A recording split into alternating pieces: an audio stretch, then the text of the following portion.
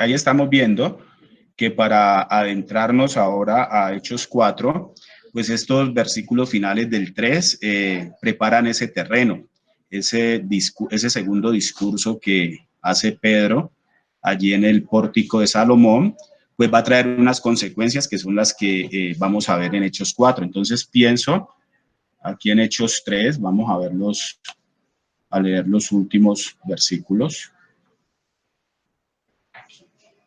Dice del 25, vosotros sois los hijos de los profetas y del pacto que Dios hizo con nuestros padres, diciendo a Abraham, en tu simiente serán benditas todas las familias de la tierra. Estaba finalizando su discurso Pedro. A vosotros primeramente, Dios, habiendo levantado a su hijo, lo envió para que os bendijese, a fin de que cada uno se convierta de su maldad. Entonces ahí finaliza Pedro su discurso, centrado en lo que fue la crucifixión y en la resurrección de Cristo. Y esto pues va a traer las repercusiones que vamos a ver ahora en el libro de Hechos 4. Entonces, si algún hermano tiene algo para rematar ese 3, pues lo escuchamos. O si no, pues adentrémonos al capítulo 4.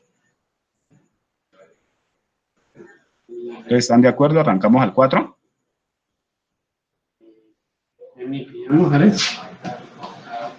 Bueno. Una cosita de Alecito. Titi, Martica. Sí, es tener en cuenta que la verdadera simiente de Abraham, pues es el Señor Jesucristo, porque uno a veces se va por la parte solamente de Isaac, ¿no? Y de ahí el pueblo de Israel. Pero la verdadera simiente y lo que estaba esperando el Señor era traer a su hijo, sí, a través de un pueblo. Y aquí está diciendo Pedro que se cumplió esa palabra, ¿no? Y esa promesa. El mismo hijo que el Señor quería traer a través de ellos era para ellos, para bendición de ellos y para salvación de ellos. Entonces, solo ese detallito, mi hermano. Pero fíjate, Martía, que sí es bueno lo que estás diciendo en el sentido de que estuvimos leyendo también ahora 8 días que el Señor hablaba, o no sé si de pronto fue el sábado, que el Señor hablaba acerca de los astros y de que una es la luz la luz pues de los astros celestiales, otra, y mira que esa promesa hecha a Abraham se cumple allí, cuando le dice que pues esa descendencia que iba a haber en su simiente iba a ser pues tan innumerable como las estrellas. Entonces veíamos eso, ¿no? Que ahí estaba mostrando el Señor también a Abraham o diciéndole a Abraham que esa descendencia espiritual, no solo la terrenal que sí le cumplió, sino también la espiritual que se iba a formar pues con el paso de los siglos. Nosotros somos luz para el Señor. Entonces, esos son las estrellas. Sí vale la pena tener en cuenta eso. Entonces, vámonos al capítulo 4. Creo que lo podemos leer hasta, ayúdenme allí, creo que puede ir de corrido hasta el 20, hasta el 22. Sí, mi hermano. ¿Cierto? Bueno, entonces vamos a leerlo. Inicialmente hasta el 12, o podría ser, sí, hasta el 12. Sí, puede ser hasta ser salvo, sí. Sí, porque está largo, del 1 al 22 está largo. Entonces llevémoslo hasta el 12. Ok. Dice así. Hablando ellos al pueblo, vinieron sobre ellos los sacerdotes con el jefe de la guardia del templo y los saduceos, resentidos de que enseñasen al pueblo y anunciasen en Jesús la resurrección de entre los muertos. Y les echaron mano y los pusieron en la cárcel hasta el día siguiente, porque era ya tarde. Pero muchos de los que habían oído la palabra creyeron, y el número de los varones era como 5,000. Aconteció al día siguiente que se reunieron en Jerusalén los gobernantes, los ancianos y los escribas, y el sumo sacerdote Anás y Caifás y Juan y Alejandro, y todos los que eran de la familia de los sumos sacerdotes. Y poniéndoles en medio les preguntaron: ¿con qué potestad o en qué nombre habéis hecho vosotros esto? Entonces Pedro, lleno del Espíritu Santo, les dijo: gobernantes del pueblo y ancianos de Israel, puesto que hoy se nos interroga acerca del beneficio hecho a un hombre enfermo, de qué manera éste haya sido sanado, sea notorio a todos vosotros y a todo el pueblo de Israel que en el nombre de Jesucristo de Nazaret, a quien vosotros crucificasteis y a quien Dios resucitó de los muertos, por él este hombre está en presencia vuestra sano. Este Jesús es la piedra reprobada por vosotros los edificadores, la cual ha venido a ser cabeza del ángulo. Y en ninguno otro hay salvación, porque no hay otro nombre dado bajo el cielo, dado a los hombres, en que podamos ser salvos. Entonces, mis hermanos, queda abierto los micrófonos para quien nos quiera comentar la impresión que tiene de estos primeros 12 versículos. Permíteme, hermano, ¿vale? Dale, Germán. Yo quiero hablar sobre los dos primeros versículos. Dice, hablando ellos al pueblo, vinieron sobre ellos los sacerdotes con el jefe de la guardia del templo y los saduceos, resentidos de que enseñasen al pueblo y anunciasen en Jesús la resurrección de entre los muertos. Me llama mucho la atención este detalle de quién, primero pues de la oposición, de que cuando realmente se está hablando de la obra del Señor, y no solamente de la muerte del Señor, sino de la resurrección del Señor, de esa vida nueva que hay en Cristo, hay oposición, y ese era el énfasis de la doctrina de los saduceos, ¿no? Recordemos que ellos negaban por completo la resurrección. Entonces, dice, resentidos de que enseñasen al pueblo y anunciasen en Jesús la resurrección de entre los muertos. Entonces, yo meditaba en eso, cómo hay o sea, cómo hasta el Cristo muerto no hay problema, porque como es como una figura para el mundo, es como una figura del Cristo derrotado. Pero el Cristo resucitado, el Cristo que cumplió la promesa, que el Cristo que vino realmente a traer una vida nueva, ese sí que trae problemas, ¿no? Ese sí que trae problemas. Por eso es más fácil asociar al Señor con esa imagen del Cristo muerto. Entonces, yo creo que eso tiene mucho que ver también con la religiosidad y con muchas cosas que hay arraigadas en el corazón del hombre. Pero gloria al Señor que nos ha permitido comprobar que no solamente murió, sino que resucitó, y porque resucitó el Señor, pues nos ha venido trayendo a nosotros también ese entendimiento, esa vida, entendiendo que hay una vida gloriosa, y que en la medida en que nosotros más le entregamos, que en la medida que nosotros más morimos a esa condición, a esa vieja naturaleza, pues más se va manifestando esa vida de resurrección en nosotros. Me llama mucho la atención eso.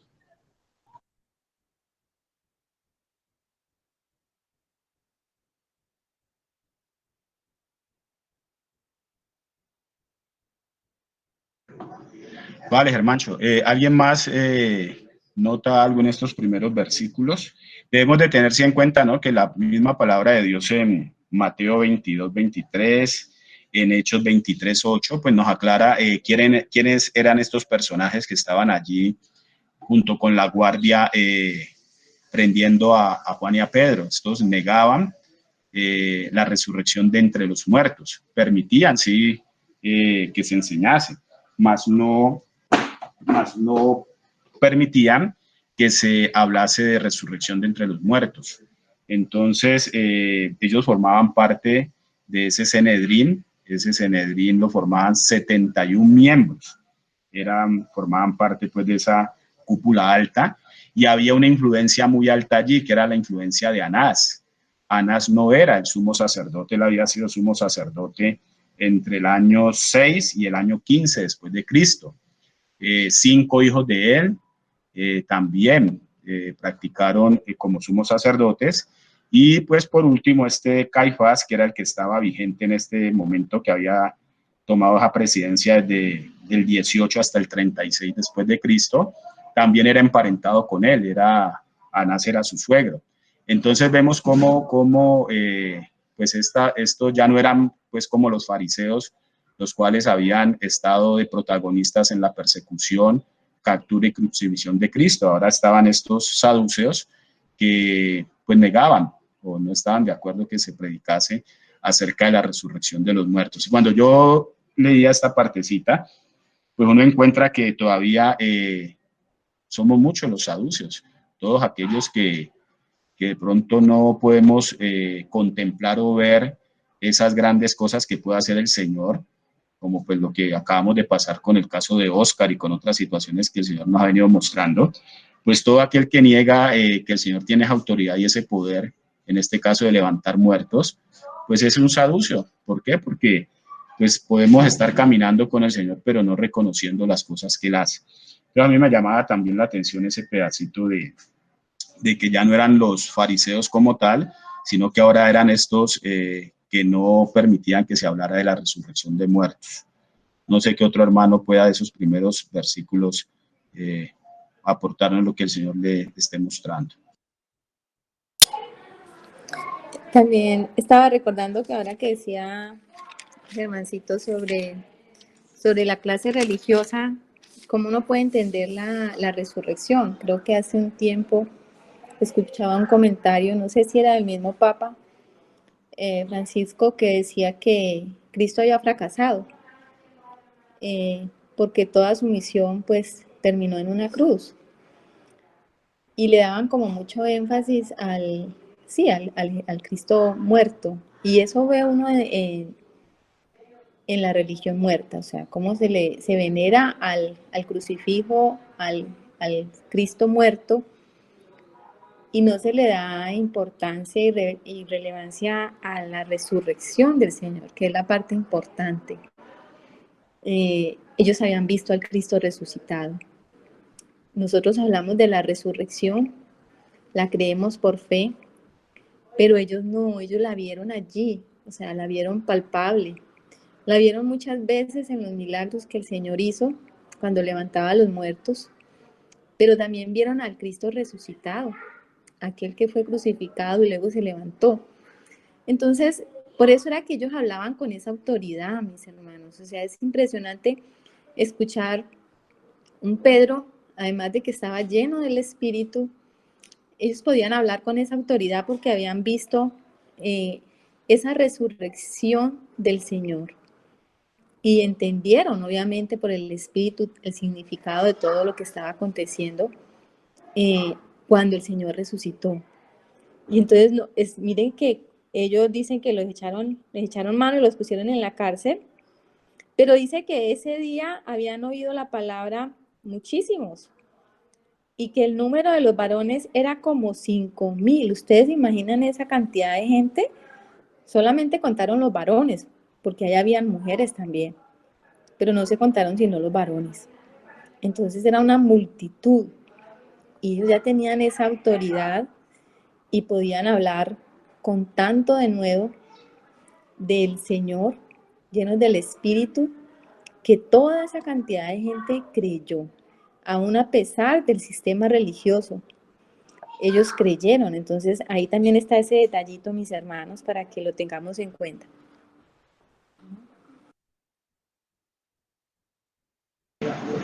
Miren que también de esto que toca Marta nos lleva a considerar también que aquí se inicia la persecución a la iglesia. Por eso les decía ahora que estábamos en el 3, ese discurso, ese segundo discurso que hacía Pedro y Juan allí en ese pórtico, hace que se arranque la persecución a la iglesia. Ahí está marcado. Inmediatamente termina Pedro, es que empata aquí el capítulo 4, que llegan los alguaciles y llegan estos saduceos a detenerlos. Entonces vemos cómo se inicia la persecución a la iglesia. Y de lo que decía Martica llama la atención porque ahí se estaba haciendo también el cumplimiento de unas palabras que Jesús le había dicho a Pedro, que lo iba a hacer pescador de hombres. Y mire que pescó 5,000, lo que dice Martica, 5,000 cabezas de hogar. Falta ver cuántas mujeres, cuántos niños. O sea que esa fue una pesca súper milagrosa de hombres. Estaba cumpliendo lo que Jesús le había prometido, que de ahora en adelante lo iba a ser pescador pescador de hombres. ¿Qué va a decir Germancillo? Gracias, mi hermano. Yo creo que aquí la palabra clave es resentidos, porque dice que por eso era que, pues que ellos sentían ese resentimiento de que anunciasen en Jesús la resurrección de entre los muertos. Porque es que en la religión nosotros sabemos de que por el Espíritu sabemos de que la religión no la enseña realmente el Señor, de que la religión solamente se vive en esa vieja naturaleza. Entonces, como esa vieja naturaleza, ese Adán que hay en el hombre, se resiente cuando se habla de ese postrer Adán. En la palabra dice que Jesús es el postrer Adán y que es el segundo Adán, dice Pablo por allá. Entonces, como esa vieja naturaleza que enseña y que está parada tanto en la religión y en lo externo, cómo se resiente y cómo se va en contra de que se predique la resurrección de entre los muertos mediante la obra de Jesucristo. Me parece que esa palabra es muy especial para, para darnos un enfoque de este capítulo.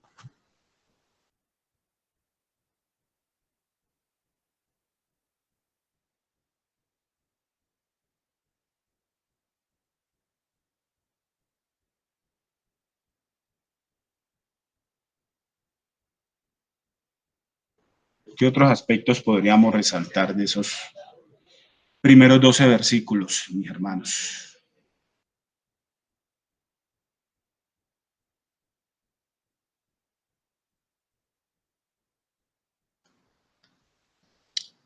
¿Puedo agregar algo?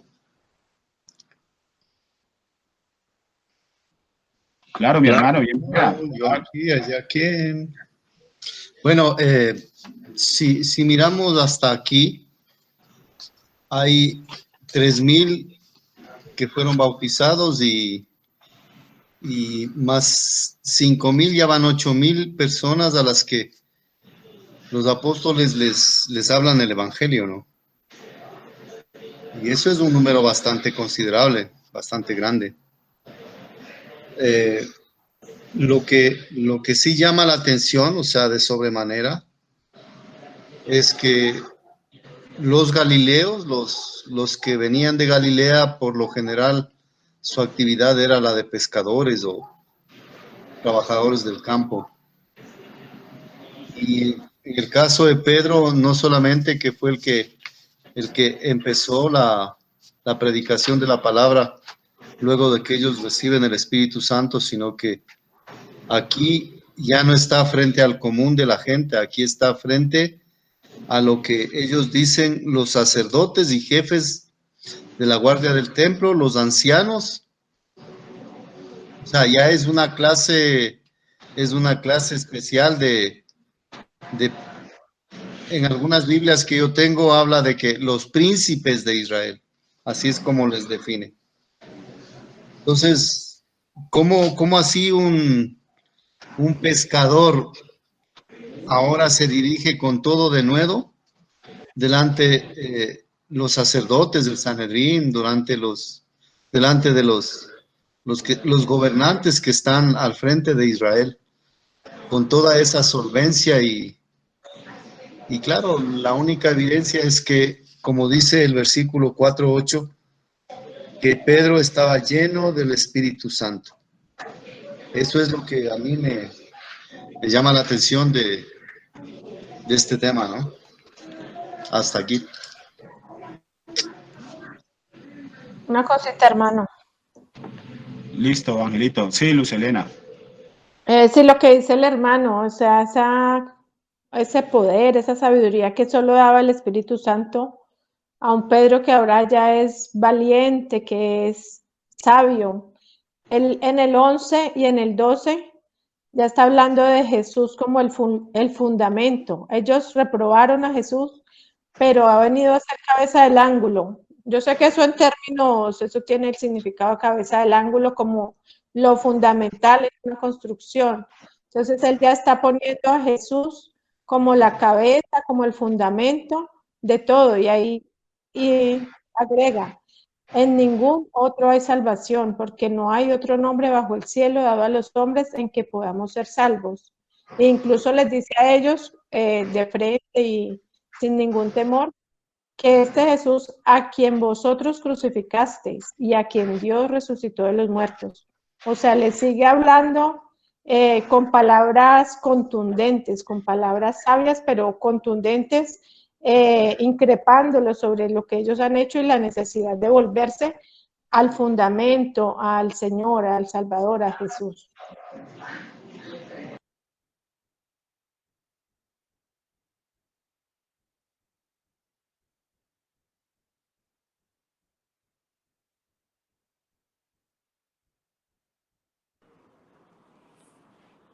Alecito, no te oímos. Gracias, Martica, que lo que dijo Luz Helena y Angelito sí resalta mucho en el capítulo 3 y ahora en el comienzo de este 4, porque nosotros hicimos el recorrido por el Evangelio de Juan y ahí vimos las metidotas de patas que hacía Pedro en sus intervenciones, no solo con Jesús, sino con sus hermanos, con los discípulos, pero estamos viendo ahora ese Pedro perfeccionado. Ya ahí no tenía de pronto quien le corrigiera por fuera, porque ahora estaba siendo gobernado desde adentro. Lo que resaltaban, ya estaba lleno del Espíritu Santo, ya sus palabras estaban medidas y colocadas milimétricamente en su boca. Entonces sí resalta mucho eso en estos últimos 2 capítulos, esa transformación a través del Espíritu Santo de ese Pedro, que no hacía sino abrir la boca para meterse en problemas el mismo Jesús le tocaba que corregirlo, y vemos ahora un hombre hablando de una forma con una autoridad única, mostrando que efectivamente pues el Espíritu Santo era quien estaba hablando a través de él. Hay algo allí interesante y es pues la diferencia entre la religión que es muerta y tal vez eso es lo que decía ahora Germancito cuando decía resentidos. O sea, la religión muerta siempre va a atacar la vida. Siempre va a haber esa pelea entre Caín y Abel. O sea, el que está muerto ataca al que está vivo, el que está haciendo las cosas a la manera del Señor. Entonces aquí para ellos era terrible ver cómo 2 personas del vulgo, 2 simples pescadores, podían aglomerar tal multitud y enseñar. O sea, ¿cómo así van a enseñar si ustedes a qué universidad teológica fueron? Ustedes no pertenecen ni a los saduceos, ni pertenecen a los fariseos, ni tienen el título de teólogos en divinidades, y ustedes no saben nada de lo que es la religión. Entonces, ¿cómo van a estar hablando ustedes de algo que no han estudiado? Y ese era el conflicto allí, que 2 personas, que 2 hombres comunes estaban trayendo hacia sí, escuchando una doctrina diferente a la de ellos, que no tenían los credenciales de ellos. Y lo que les dolía o les ardía, pues era la vida. Habían acabado de hacer un milagro. Y ninguno de ellos podía hacer milagros. Solamente hablar y hablar y hablar. Entonces, la vida siempre va a ser la diferencia entre la vida de Cristo y la verdadera religión, llamémoslo así, y la falsa religión. Eso eran mis hermanos. Listo, Martica, Germancillo. Hermano, disculpe si no lo hemos dejado avanzar, pero yo creo que estamos llegando a una parte muy, muy fundamental de lo que el Señor está no solamente enseñándonos en la Escritura, sino de lo que el Señor está haciendo con todos nosotros. Martica decía que como estos hombres celosos, por decirlo así, de que 2 pescadores que no tuvieran los títulos que tenían ellos, de que no tuvieran sus pergaminos, de que no tuvieran en el reconocimiento de la escuela teológica, de quién sabe qué tantos credenciales pues humanas, pudieran llevar vida, pudieran transformar, hacer milagros, ser usados para llevar a tanta gente, porque pues estos hombres sí tenían una influencia, sí tenían una autoridad, pero era una autoridad más represiva sobre el pueblo, donde todo se basaba en la ley, donde si usted hace es bendecido, si usted no hace es maldecido, y se utilizaba esa figura de la ley para tener al pueblo ahí sometido. Entonces, como en esa libertad del espíritu, porque el Señor dice que conoceréis la verdad y la verdad os hará libres, cómo el Señor respalda su palabra y comienza a trastornar y a transformar tantas vidas. Entonces, mis hermanos, yo pienso que esto es para que nosotros reflexionemos.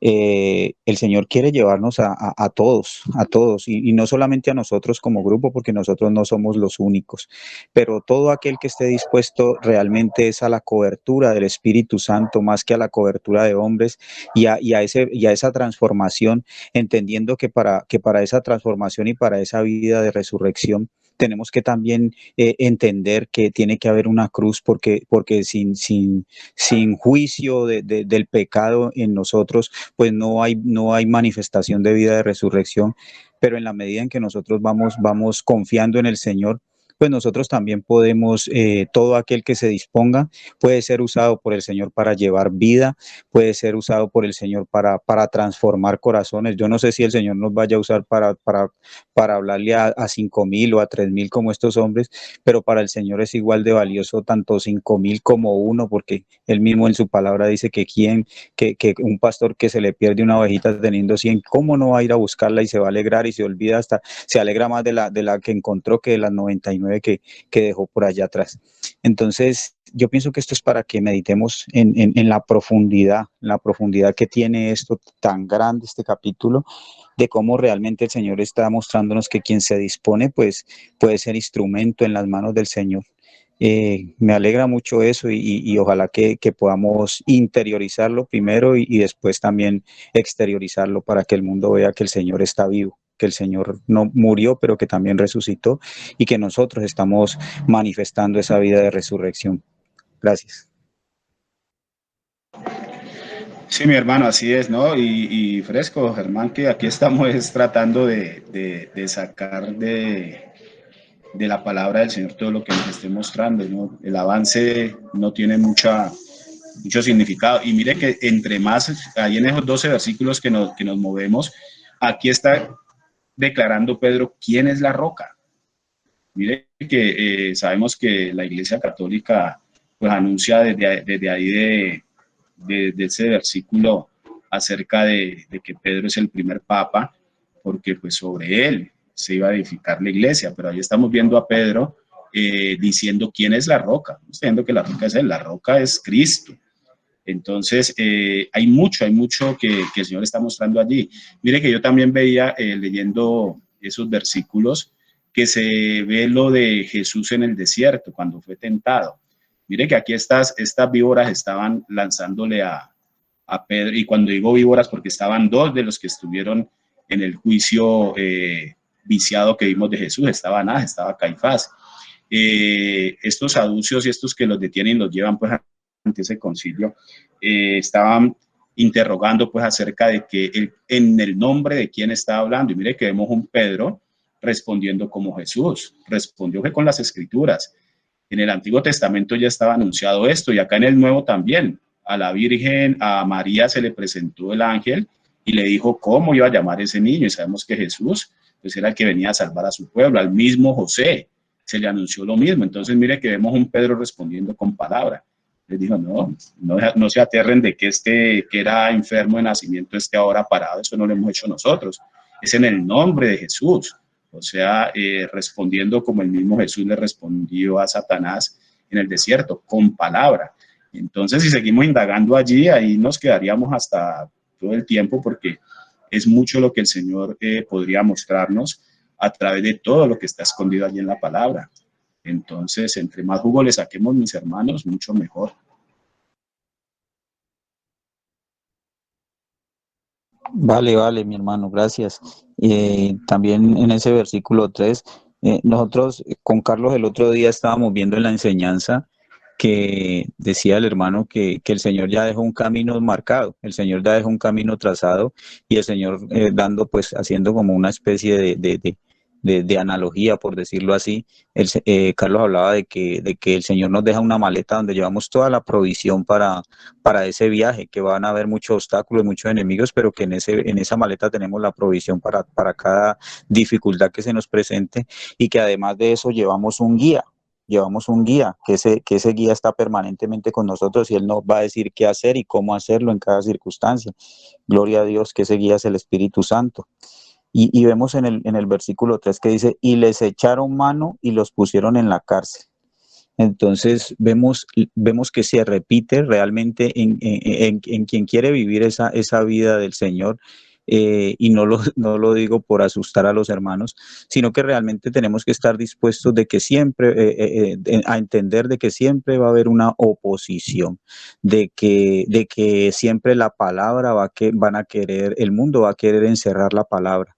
Y entonces, pues eso nos lleva a lo mismo, a ver que es recorrer el mismo camino que el Señor recorrió. Pero también la promesa es que recorremos el mismo camino, pero también tenemos el mismo final, el mismo destino glorioso del Señor, que es en la presencia del Padre y en el gobierno del Señor. Veo yo eso ahí como tan especial.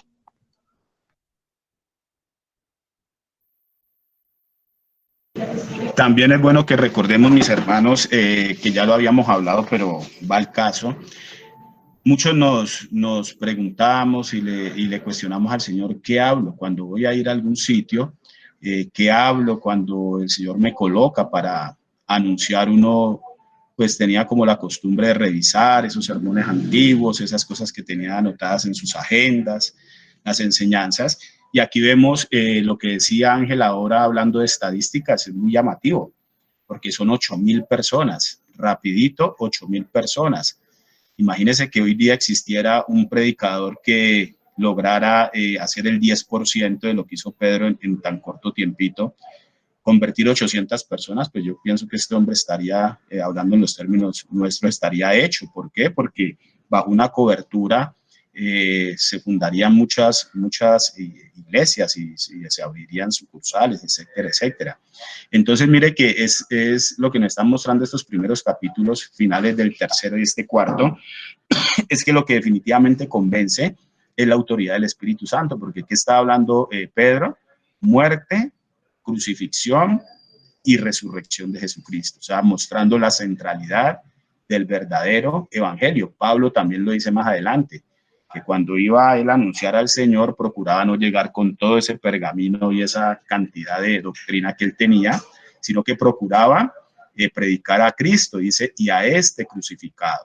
Entonces, ahora antes de arrancar, que estábamos con angelitos, hermanos y unos hermanos, también tocábamos eso.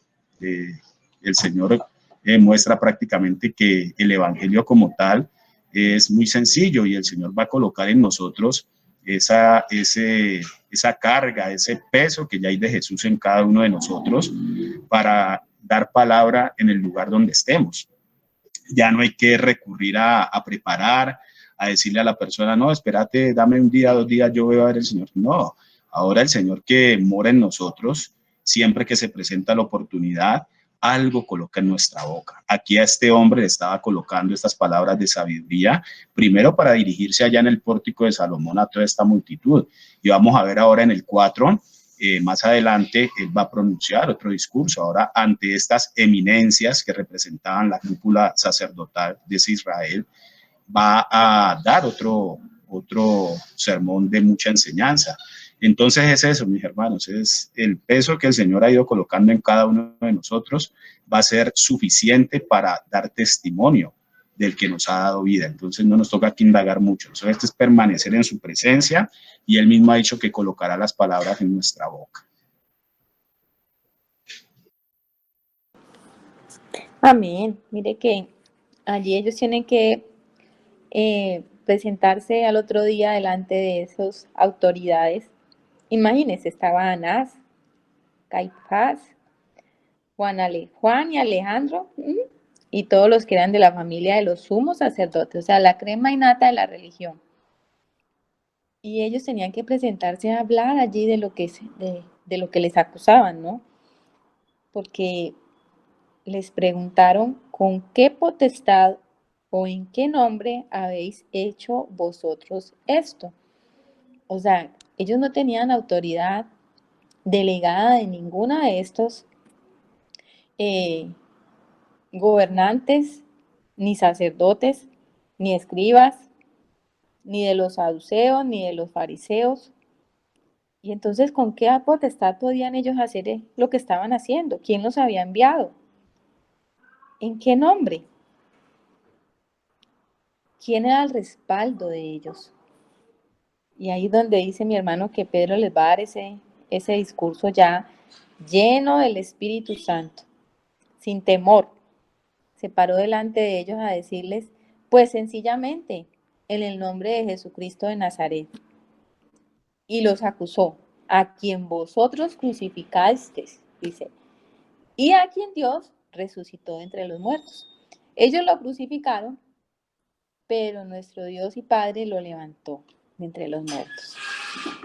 Entonces, en ese nombre es que ellos fueron a hacer y sanaron a ese enfermo, y en ese nombre es que ellos podían hablar con esa autoridad, con esa potestad, llenos del Espíritu Santo. Por ese nombre es que tenían ellos la capacidad de sanar a otro. No eran ellos, era el nombre, la autoridad del Cristo que les envió. Y eso es muy importante, porque tal vez nosotros que queremos ir a hacer muchas cosas y podríamos a veces usar el nombre del Señor, pero si Él no nos ha enviado, no podemos ir a decir en el nombre del Señor si Él no nos ha enviado. Pero los apóstoles habían sido enviados. Ellos estaban seguros que habían sido comisionados por el mismo Señor y se les había dado como señal de autoridad pues ese derramamiento del Espíritu Santo. Y esas son dos cosas claves para hacer la obra de Dios. Por eso podían reunir semejante cantidad de personas. Tenían la comisión del Señor y tenían el respaldo del Señor a través del fuego del Espíritu Santo. Eso es, mis hermanos. Miren que lo que les decía ahora, cada que algún hermano dice algo nuevo de esto, muchas de las cosas que hemos aprendido del Señor vuelve y las trae a memoria. Hemos hablado mucho acerca de esa bancarrota espiritual. Lo que tiene que ver con la humildad y la mansedumbre se relacionan con esa bancarrota espiritual, cuando podemos reconocer delante del Señor que definitivamente nosotros no podemos hacer nada que no esté avalado por Él. Si nos remontamos a Hechos 3, el episodio cuando ellos llegan al templo, mire que ellos reconocen delante de ese hombre que no tenían absolutamente nada para darle, pero que lo que tenían, y ya miren, ya en el transcurso del 13 y ahora en el 4, se ve que lo que tenían era mucho, tenían esa llenura del Espíritu Santo en lo espiritual. Este hombre había ido por algo material, algo físico, y lo que recibió yo creo que no le pasó nunca por la mente. Y Juan y Pedro pues reconocen eso, que ellos definitivamente no tenían absolutamente nada. Eso nos mostró el Señor con Moisés, lo que es la parte de la humildad y la mansedumbre, reconocer delante del Señor que nosotros no tenemos la capacidad de hacer nada en lo espiritual. Entonces ahí nos quedaríamos dando y dando porque es demasiado rica la palabra del Señor para escudriñarla.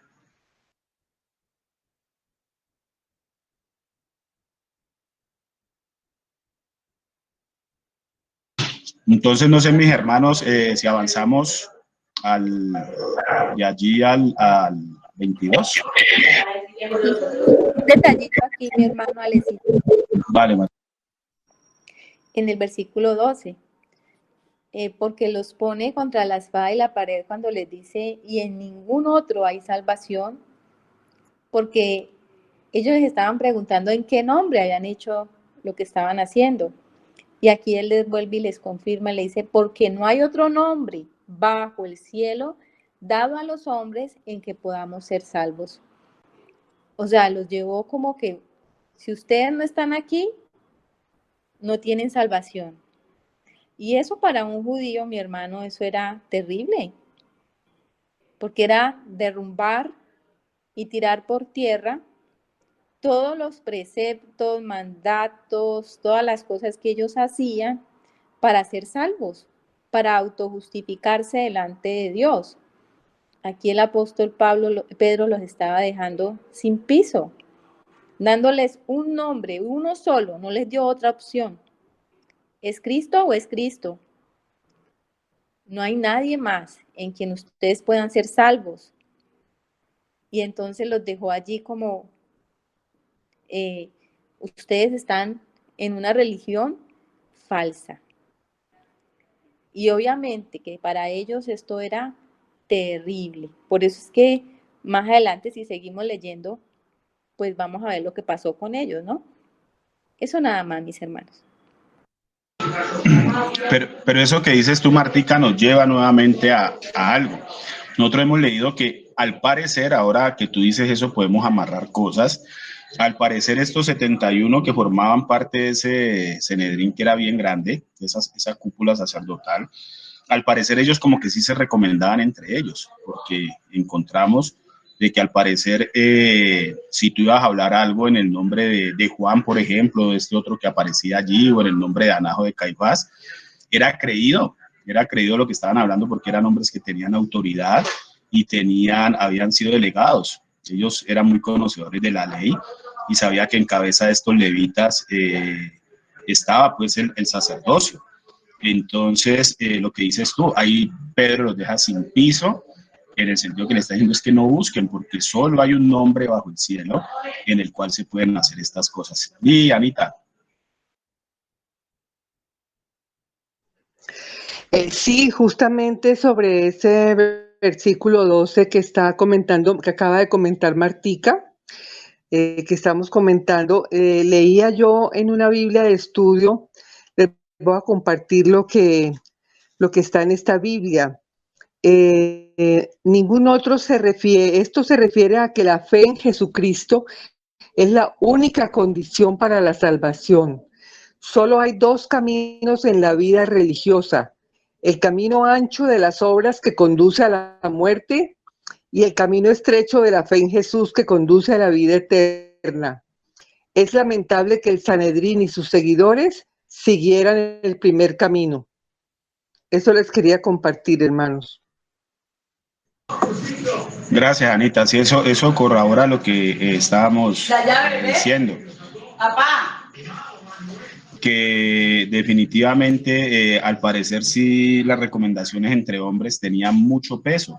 Y lo que decía Martica, aquí Pedro estaba desnudando y dejando sin piso esos argumentos, diciendo que solamente en el nombre de Jesús se podía haber hecho eso que se hizo ahí en esa puerta de ese templo. Además, ¿por qué? Porque, ojo, las autoridades en el templo eran ellos. El templo estaba bajo la autoridad de ellos. Habían alguaciles al servicio de este grupo que representaban esa cúpula de Israel. Entonces aquí vemos a un Juan y un Pedro entrando en terreno ajeno, porque si bien el templo representaba pues la casa de Dios, no era realmente lo que estaba sucediendo allí en esa Jerusalén. Era bajo el gobierno de estas personas que estaban. Y ahí en ese mismo territorio que no era el de ellos, pues estaba Pedro diciéndoles eso, ¿no? Es que no hay otro nombre en el cual haya salvación. Entonces pienso que sí es muy al tema lo que nos comentaba Anita de ese estudio que leyó. Alex. Sí, hermano. Mi hermano, pues la verdad, esto es un deleite, todo lo que estamos entendiendo, lo que el Espíritu nos está revelando. Cuando nosotros empezamos a leer, decía que en el capítulo anterior decía que ellos entraron más allá del templo, o sea, cómo se les mete, cómo realmente la vida de resurrección del Señor se le mete, mostrando que para el Señor no hay ningún lugar pues que tenga ningún tipo de restricción, cómo el Señor se les mete al mismísimo templo que tenía para ellos un valor religioso, que en el corazón de ellos estaba tan arraigado, pues lo asociaban con Dios, con el Dios verdadero, sabemos la historia teológica de Israel. Entonces, cómo eso estaba tan arraigado en el corazón de ellos, pero quién sabe cuánto tiempo llevaba ese templo sin ver realmente, sin que hubiera un milagro, porque recordemos que el arca no estaba, ¿no? Y cómo les hablan de ese Jesús que ellos mataron, porque le dicen a quien vosotros crucificasteis, y entonces dice que en el nombre de él, hablándoles o sea, como diciéndoles, mire, el arca realmente está aquí, pero mostrándoles que el arca más que física, que esa presencia del arca no necesitaba ser física, sino que era una presencia espiritual, mostrándole, pues, hablándoles de la resurrección del Señor. Entonces, yo pienso que eso tiene que haber causado, dicho como dijo Martica, eso tiene que haber causado en ellos tantas cosas, no solamente lo que ellos están haciendo el milagro, sino lo que los apóstoles llenos del Espíritu Santo les está diciendo. Eso por completo está derrumbando todo, porque es que quién sabe cuánto tiempo llevaba el pueblo de Israel sin ver una cosa. Yo pienso que muchos de los que habían ahí realmente nunca en su vida habían visto un milagro, y viendo cómo realmente en el nombre del Señor, que era quien los habían enviado, pues estaban trastornando tanto ese pueblo y llevando tanta vida. Gracias. Gracias, Hermancho. Y miren mis hermanos, que también es, pues, la palabra de Dios no centra en esto, pero sí, bueno, que podamos meditarlo. Y nunca ha sido el centro de nuestra dedicación a buscar en el Señor, ver el orden de las tinieblas. Pero mire que sí hay un orden.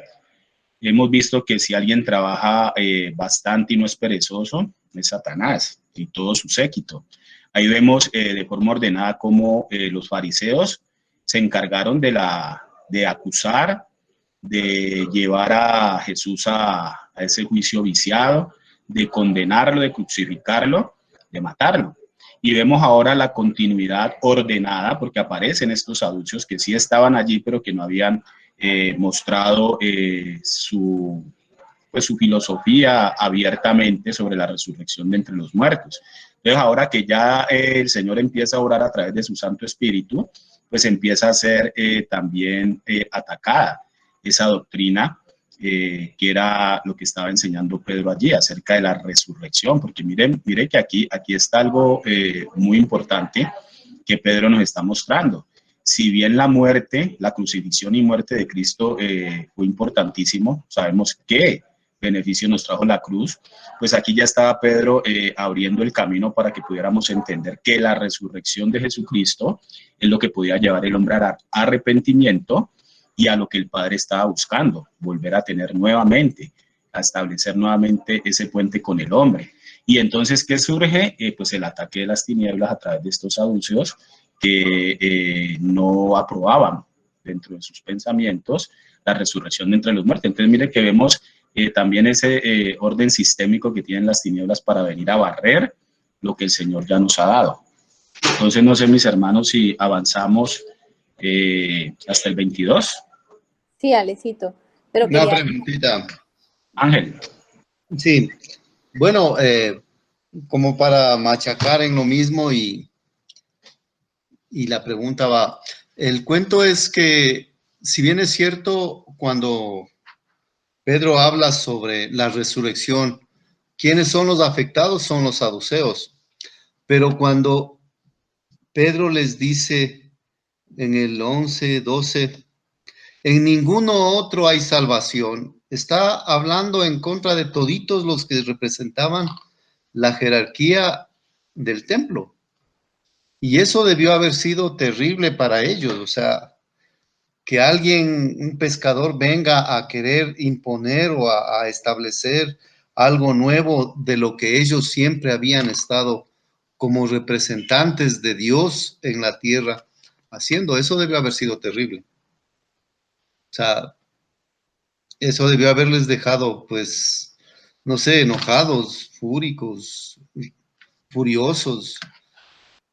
Pero mi pregunta, ya antes de que avancemos a partir del 13, en el versículo 5 y 6, dice que se reunieron en Jerusalén gobernantes, ancianos, escribas, el sumo sacerdote Anás y Caifás. Pero ahí también habla de dos personajes que, si alguien sabe o me da razón o si es que hay algún antecedente de ellos para saber quiénes son. Dice, y Juan y Alejandro, y todos los que eran de la familia de los sumos sacerdotes. ¿Alguien conoce, sabe quién es este Juan y Alejandro? A ver, mi hermano, yo estuve indagando acerca de eso y encuentro que en un estudio hay un hombre, un pastor, que es el que retoma el número, ¿no? Habla que son 71 los miembros de ese Sanedrín, es una organización, esa cúpula estaba ordenada por quien ejercía en ese año o en ese momento, como sumo sacerdote era la cabeza, y ahí es donde se habla de Anás, lo que yo te decía ahora, mi hermano, que Anás no tenía ni velas en el entierro, pero la influencia de él en esa cúpula era grandísima. Él había sido sumo sacerdote del año 6 al 15, o sea que estuvo cerca de 10 años, 10 años, ejerciendo como sumo sacerdote. Y antes de que llegara su yerno, en el 18, unos hijos de él también ejercieron ese puesto de sumo sacerdote. Entonces, muy seguramente de pronto ese Juan y ese Alejandro que nombran, porque finaliza ese mismo versículo que tú dices, mi hermano, allí, el sumo sacerdote Anás y Caifás, y Juan y Alejandro, y todos los que eran de la familia de los sumos sacerdotes. Entonces, mira que esto pues no dista mucho de lo que sucede en la política, por así decirlo. Los apellidos y los nombres de los políticos se dan siglos y siglos entre los mismos. Entonces, al parecer aquí pues no te podría asegurar, mi hermano, con todo seguridad, pero sí de lo que estuve leyendo era eso. Ellos se turnaban entre ellos mismos esa presidencia, por así decirlo, de ser el que gobernara en ese tiempo. Entonces, muy seguramente, mi hermano, esos dos pertenecían también a la rosca, por así decirlo, de los que siempre habían ostentado como presidentes, porque ese venía a ser, nos hemos dado cuenta que la organización política de Israel era una teocracia. Entonces, eso le daba no solo el manejo religioso, sino que también el manejo político en este caso, ante Roma, que era el que regía por encima de ellos. Pienso yo que puede ser eso, Angelita. Vale, gracias. Ya. ¿Puedo aportar algo? Claro, Anita. ¿Puedo aportar algo? Sí, Anita, sí, te escuchamos. En la Biblia de estudio que les comenté, consultando sobre eso, dice que se desconocen las identidades de Juan y Alejandro, pero comenta que Juan podría ser una referencia alterna para Jonatán, quien fuera uno de los hijos de Anás y quien sucedió a Caifás como sumo sacerdote en el 36 después de Cristo. O sea que sí corresponde pues a lo que ha deducido Alexito. Sí, Anita, gracias. Sí, yo también cuando lo leí, porque la misma pregunta de Angelito me dije yo, bueno, ¿y quién será este Juan y este Alejandro?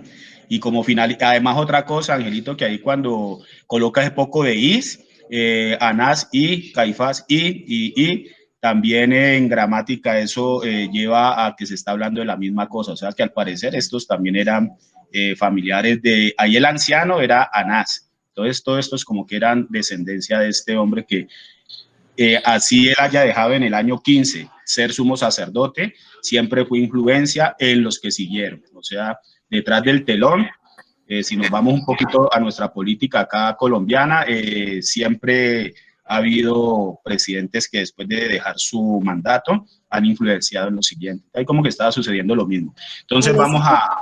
Dime. Una cosita, y es recordarle, pues ya que tú lo hablaste, cuando la religión o cuando ya se pierde la vida, como en el caso de ellos, eran el pueblo de Dios y tenían todo un sistema religioso montado que añadieron muchas cosas que Dios no había creado ni les había mandado. Ellos añadieron todo eso y crearon un sistema religioso. Cuando ya allí no está el Señor, entonces allí está Satanás. Y yo quería resaltar eso porque ese es un peligro inminente para nosotros y para todos los tiempos. O sea, cuando ya la vida del Señor se pierde, ya no queda sino un cascarón vacío, pero resulta que ese cascarón no solamente queda vacío, sino que viene a ser morada de Satanás. Y entonces se convierte en instrumento de Satanás para perseguir, ahora sí, la verdadera religión o la vida verdadera. Entonces, para que tengamos en cuenta siempre eso, el enemigo siempre va a aprovecharse de lo que ya no tiene vida, de aquello que perdió la vida y se convirtió en algo religioso, y eso nos puede pasar a nosotros, eso es un peligro inminente y es peligrosísimo. Que se pierda la vida y se caiga en un sistema religioso, porque ya luego se va a ir en contra de la verdadera vida, para que lo tengamos en cuenta. Listo, Martica. Y también tener en cuenta, ojo, que pues al parecer por lo que hemos venido viendo, aquí se arranca, aquí lo que dice Marta va relacionado con esto, aquí se arranca la persecución a la iglesia. Mire que estaba en pañales la iglesia apenas formándose y las tinieblas no tienen compasión, así la iglesia hubiese sido recién nacidita allí, ya estaba atacando y estaba persiguiendo. Entonces, ahí también cabe anotar eso. Desde aquí mismo nace la iglesia y tal como nace la iglesia, paralelo a eso, empiezan los ataques. Y pues ya vemos que el día de hoy, por las mismas palabras de Jesús, recuerden que hay una profecía que Jesús lanza sobre Jerusalén y sobre el templo. Y ya hoy día que sabemos que el templo del Señor somos nosotros, sabemos que en este tiempo ese ataque pues se ha masificado más y ahora el ataque es hacia nosotros, el ataque es las tinieblas tratando de quitarnos eso que ya hemos ganado en el Señor. Entonces sí es muy pertinente lo que dice Martica, tener en cuenta ese aspecto, ¿vale? Entonces, llevémoslo hasta el 22. Hechos 4, del 13 al 22, dice así. ¿Sí me están escuchando? Sí. Vale. Entonces, viendo el denuedo de Pedro y de Juan, y sabiendo que eran hombres sin letras y del vulgo, se maravillaban y les reconocían que habían estado con Jesús. Y viendo al hombre que había sido sanado, que estaba en pie con ellos, no podían decir nada en contra. Entonces les ordenaron que saliesen del concilio y conferenciaban entre sí, diciendo, ¿qué haremos con estos hombres? Porque de cierto, señal manifiesta ha sido hecha por ellos, notoria a todos los que moran en Jerusalén, y no lo podemos negar. Sin embargo, para que no se divulgue más entre el pueblo, amenacémosle para que no hablen de aquí en adelante a hombre alguno en este nombre. Y llamándolos, les intimaron que en ninguna manera hablasen ni enseñasen en el nombre de Jesús. Mas Pedro y Juan respondieron diciéndoles, juzgad si es justo delante de Dios obedecer a vosotros antes que a Dios, porque no podemos dejar de decir lo que hemos visto y oído. Ellos entonces les amenazaron y les soltaron, no hallando ningún modo de castigarles por causa del pueblo, porque todos glorificaban a Dios por lo que se había hecho, ya que el hombre en quien se había hecho este milagro de sanidad tenía más de 40 años. Vuelve, mis hermanos, y queda abierto la sala para quien quiera comentarnos qué ven de especial en estos versículos del 12 al 22.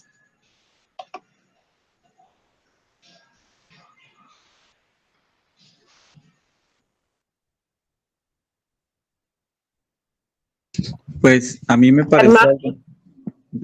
dale, Luz, dale. Listo, Después yo. Elena y luego Germancillo. Dale, Luz.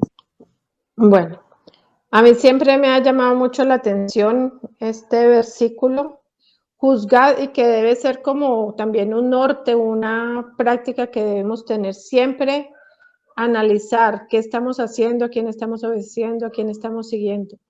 Juzgad si es justo delante de Dios obedecer a vosotros antes que a Dios, porque no podemos dejar de decir lo que hemos visto y oído.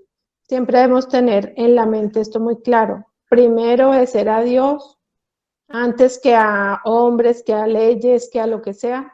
Siempre por encima de Dios.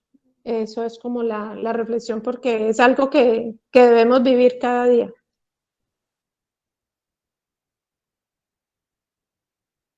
Gracias, Luz Helena. Germancho. Sí, nosotros hemos estado estudiando mucho el libro de Josué y por allá en las jornadas hemos visto que siempre el Señor hace una recomendación. Él dice que cuando entréis en esa tierra y que no hagáis alianzas con esos habitantes, con esos cananeos y nombra pues muchos pueblos como tal.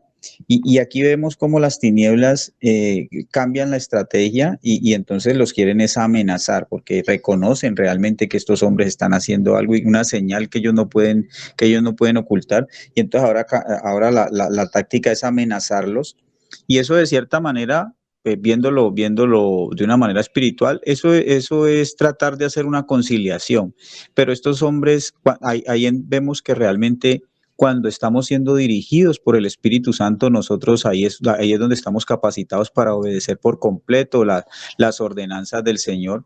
Porque uno diría, bueno, ¿y qué alianza si los están amenazando? Pues ellos podrían haber pensado, no, pues si nosotros les hacemos pasito a ellos nos van a hacer pasito a nosotros también y se va a acabar el problema. Pero estos hombres ya estaban, como dice Pablo por allá, que dice, con Cristo estoy juntamente crucificado. Ellos ya entendían que la vida, la posición de ellos era en el cielo con el Señor y que ellos aquí estaban era para dar testimonio del Señor. Y yo creo que eso sí que el Señor nos ayude, porque yo estoy diciendo algo que es muy, muy, muy profundo. Entender que nosotros estamos aquí en esta tierra es para dar testimonio del Señor y para que nuestra vida sea eso que los hombres puedan reconocer que el Señor es verdadero. Entonces veo cómo ellos obedecen y no hacen esas alianzas de cierta manera que es la que siempre, como que siempre ha primado mucho es en el corazón de cuando la cosa se pone muy complicada de hacernos pasito, ¿no? Gracias. Bien. Una cosita, Galecito. Sí, Martica, gracias, Germancho. Bueno, en esos dos primeros, en el 13 y el 14 que estábamos leyendo, ellos dicen que vieron que ellos se levantaron con de nuevo, este Pedro y este Juan, y que ellos sabían que eran hombres sin letra y que eran hombres del vulgo. Pero mire algo, y es que les reconocían y se maravillaban y reconocían que habían estado con Jesús. Entonces mire que ellos estaban dando un verdadero testimonio de su discipulado. Eso era lo que hacía un maestro en la antigüedad. En la antigüedad los maestros caminaban con los discípulos porque realmente lo que un maestro imprimía en la vida de un discípulo era carácter, además de las doctrinas y las enseñanzas. Y ellos eran una fiel representación de su maestro, tanto que lo podían allí reconocer ellos. Esta misma clase religiosa estaba reconociendo que estaban ante dos de aquellos que habían caminado con Jesús. La pregunta para nosotros hoy en día es, ¿será que nos reconocen? Que otros nos ven y dicen, este como que ha caminado con Jesús, este como que se le nota que tiene por ahí el carácter de ese maestro, habla con las palabras de ese maestro, con el denuedo de ese maestro y también hace las obras de ese maestro, porque ellos estaban ante una obra que no podían negar, porque allí estaba el que había sido sanado al lado de ellos, dando testimonio de que, vea, yo fui sanado. O sea, ¿ustedes cómo lo van a negar? No lo pueden negar. Entonces, ¿será que las obras del Señor nos siguen, mis hermanos? Por allá Juan va a decir que la lámpara se pone sobre la mesa porque nosotros somos la luz del mundo, para que esa luz alumbre las obras que hacemos en el Señor y los hombres puedan glorificar a Dios. Eso es lo que estaba diciendo ahora Germancito. ¿Será que podemos dar ese testimonio con nuestra vida, con nuestro obrar Y esas obras van a estar a nuestro lado diciendo, ah, ese es un verdadero cristiano. Eso da autoridad, eso da respaldo.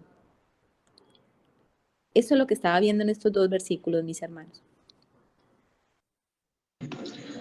Gracias, Martica. Miren, mis hermanos, que pues, a nosotros nos permite, por la misericordia de Dios, pues ver desde un punto alto estas situaciones. Nosotros conocimos el ministerio de Jesús, dado en su palabra, y el Espíritu Santo nos lo ha mostrado. Entonces uno ve la posición de Juan y de Pedro. Qué posición tan difícil. Si al mismo Jesús, que a través de su vida mostró esos milagros, sabemos lo que sucedió con la resurrección de Lázaro, y lo que esta misma cúpula sacerdotal que está aquí no pudieron ver ese milagro de esa resurrección, siendo que fue testimonio, y ellos, allá habían unas personas que fueron y les dijeron que sí, que eso había sido un hecho, y ellos nunca pudieron ver el milagro de haber resucitado Jesús a Lázaro, sino que planearon que definitivamente a Jesús había que matarlo porque estaba haciendo muchas cosas.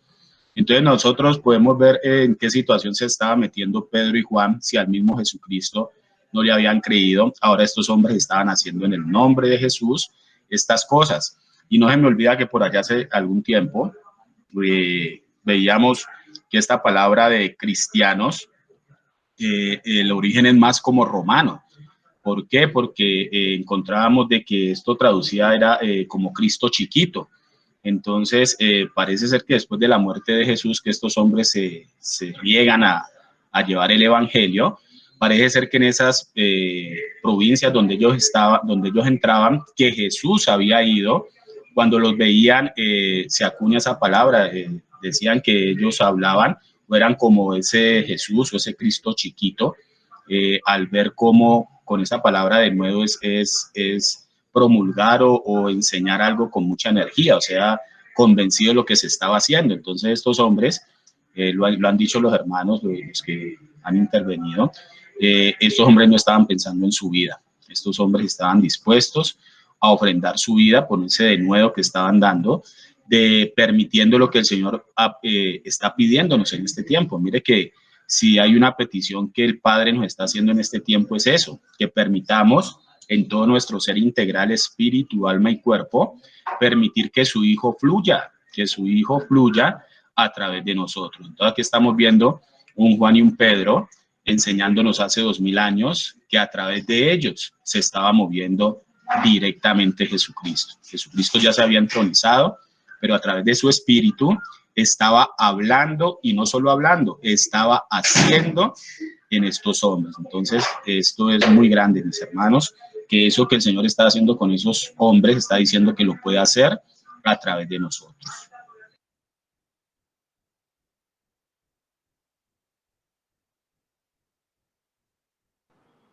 Y lo curioso es que ante la incapacidad de callarlos, entonces viene la amenaza. O sea, si no los podemos callar con mentiras, como al Señor también a veces lo calumniaban, porque allí estaba la evidencia, entonces lo que hicieron fue amenazarlos, ¿no? Y decirles, no hagan esto porque entonces los vamos a encarcelar, o los vamos a acusar, o les vamos a azotar. Pero ahí es donde viene la valentía, ¿no? De ellos, y sacaron el coraje por el Espíritu para reconocer que, como decía la hermana Luz Helena, es más importante servir al Dios vivo que a los hombres muertos.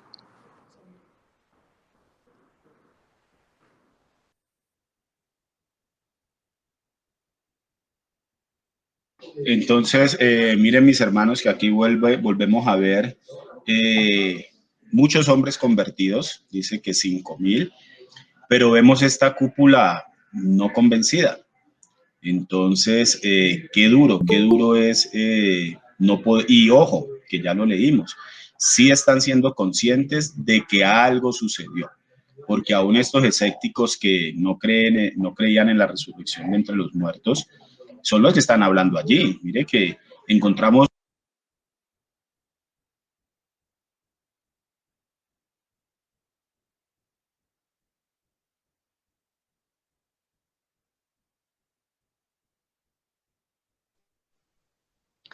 ¿Aló, Alexito? Parece que fue se la salió, voz? hermano. Sí, parece que salió por accidente. No, se me olvida abrir el bendito audio. Le estaba diciendo a mis hermanos que tenaz es ver aquí. Efectivamente sí hubo corazones para ver lo que estaba sucediendo y por eso pues se convierte en esa pesca milagrosa que hablábamos ahora, cumpliéndose la palabra de Jesús en Pedro. Pero esta cúpula o estos hombres seguían igual de recios, igual de duros, porque mire lo que dice el 13. Entonces, viendo el denuedo de Pedro y de Juan, y sabiendo que eran hombres sin letras y el vulgo ojo, se maravillaban. ¿Quién? Pues si nos devolvemos versículos atrás, ellos estaban frente a los gobernantes del pueblo y ante los ancianos de Israel. Y estos hombres se maravillaban y reconocían que estos habían estado con Jesús. Entonces, mire qué tenaz ver la dureza del corazón. Nosotros podríamos dar testimonio y decir que aún nosotros en alguna ocasión, o si lo escuchamos de muchas personas que dirán que si en este tiempo vieran un milagro, de seguro se convertirían. Y mire que esto no convierte, cuando un corazón definitivamente está funcionando más a través de la mente, a través del corazón, perdón, y no permite que la mente y la racionalidad, en este caso, que el Espíritu Santo nos trae, pues esos corazones no se pueden convertir. Por eso, algo que ha marcado la vida de nosotros, y cuando hablo de nosotros, pues estoy hablando en el nombre de los que estamos aquí, es que el Señor nos ha hecho conscientes que el problema nuestro ha estado en el corazón. El Señor es un médico que diagnostica sin lugar a equivocación. El problema del hombre radica en su corazón. Por más que podamos ver, aquí estaban estos dos personajes, Anás y Caifás, que habían sido testigos presenciales de lo que Jesús había hecho y ahora estaban presenciando lo que estaban haciendo los que anduvieron con Jesús. Volvían a lo mismo, no estaban pendientes de lo que estaba sucediendo, sino que vuelven otra vez a maquinar como cuando estaba Jesús, qué hacer para que estos hombres nos siguieran hablando en el nombre de Jesús. Entonces creo que no nos queda lugar a dudas. ¿Quién anda atrás de la religión? ¿Quién es el que se funda todo lo que tiene que ver con la religiosidad? Y eso nos responde el por qué el Señor en el Antiguo Testamento siempre dedicó mucho a hablar de la idolatría. Mire que vimos lo que sucedió con Salomón, cómo viene a terminar sus últimos años adorando dioses ajenos. Vemos cómo el Señor en Números, en Levíticos, en el mismo Deuteronomio, cuando se hace el resumen en el libro de la ley, el Señor amonesta mucho acerca de la idolatría. ¿Por qué? Porque esto hace, miren, estos religiosos nos están mostrando quién anda detrás de los hilos de la religión. Entonces, pues no nos queda duda que el asunto es de corazones. Alecito, Sí, Martica. mira una cosa importante también allí, y es que aunque ellos están viendo los milagros y están reconociendo que están ante algo que para ellos es, no pueden negar que hay un poder de Dios allí detrás. Pero ¿cómo la religión puede cegar los ojos de aquel que está allí metido en medio de un sistema religioso, político, que da cierto estatus y les permite vivir en cierto nivel de autoridad y de poder? Y yo pienso que también hasta financieramente ellos podían tener cierto estatus. ¿Y cuán difícil es dejar esta posición? Mire que mucho de lo que hoy vemos en la religión organizada, estos pastores, aunque usted vaya y les hable de la verdad y del verdadero evangelio, y cualquiera de nosotros podría ir a tratar de persuadirlos de que están haciendo algo equivocado, ellos no van a querer ver. Y lo que los ciega es su posición, es su poder, tanto económico como de reconocimiento, y no van a querer bajarse de allí. Eso es algo que está tan marcado. Aquí en Colombia hemos visto por lo menos dos curas que al meterse con la parte de las conferencias o la televisión, entonces empiezan como a ganar dinero extra por fuera de la Iglesia Católica, y terminan por fuera. Solamente cuando ya tienen un reconocimiento, cuando tienen un estatus propio, se retiran. ¿Por qué? Porque la organización da cierto estatus, cierta seguridad que no muchos están dispuestos a abandonar.